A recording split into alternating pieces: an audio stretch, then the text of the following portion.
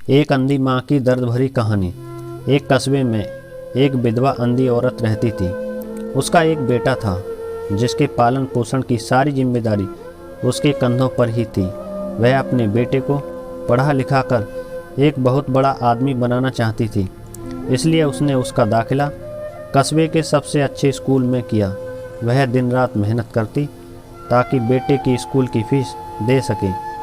लड़के के स्कूल के बच्चे उसकी माँ के बारे में जानते थे। वे सब उसे अंधी का बेटा कहकर चिढ़ाते थे। लड़का इससे बहुत परेशान था।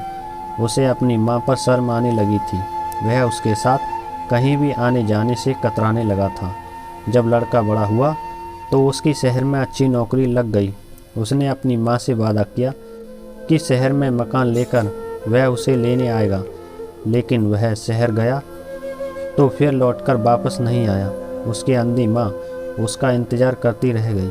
कई महीने बीत गए, लड़के की कोई खबर नहीं आई। उसकी माँ से रहा नहीं गया और वह बेटे से मिलने शहर पहुंच गई। पूछते पूछते वह बेटे के ऑफिस पहुंची तो वहां सिक्योरिटी गार्ड ने उसे रोक दिया। अंधी औरत ने गार्ड को अपने बेटे का नाम बताया और बोली कि उसे जाकर कह दो कि गांव से कोई मिलने आया है। गार्ड ने जाकर उसके बेटे को बताया।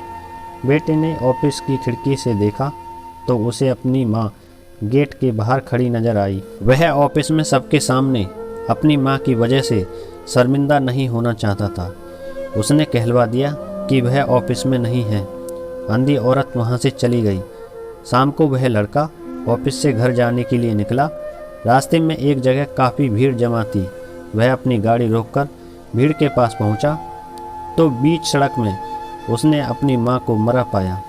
उसके हाथ में एक चिट्ठी थी जिसमें लिखा था, बेटा बड़े दिन हो गए थे, तेरी कोई खबर नहीं मिली। चिंता हो रही थी इसलिए तुझसे मिलने चली आई। तू तो बड़ा आदमी बन गया है। तुझसे मिलना अब शायद मुझ गरीब की किस्मत में नहीं, लेकिन मैं बहुत ही खुश हूँ तेरे लिए। तूने अपना ही नहीं मेरा सपना भी पूरा किया। मलाल है कि तेरी तरक्की देख नहीं सकती। काश बचपन में तेरी आंखों में सरिया ना घुसा होता और मुझे तुम्हें अपनी आंखें ना देनी पड़ी होती, तो तेरी तरक्की अपनी आंखों से देखकर सुकून से मरती। तेरी अंधी माँ। ये पढ़कर लड़का फूट फूट कर रोने लगा। जिस अंधी माँ पर उसे शर्म आती थी, उसने उसके लिए कितना बड़ा बलिदान किया था। वह आत्मग्लानि से भर उठा और ज़िंदगी भर खुद को माफ़ नहीं कर पाया। दोस्तों, माता पिता अपने बच्चों के लिए अपना सर्वस्व न्यौछावर कर देते हैं।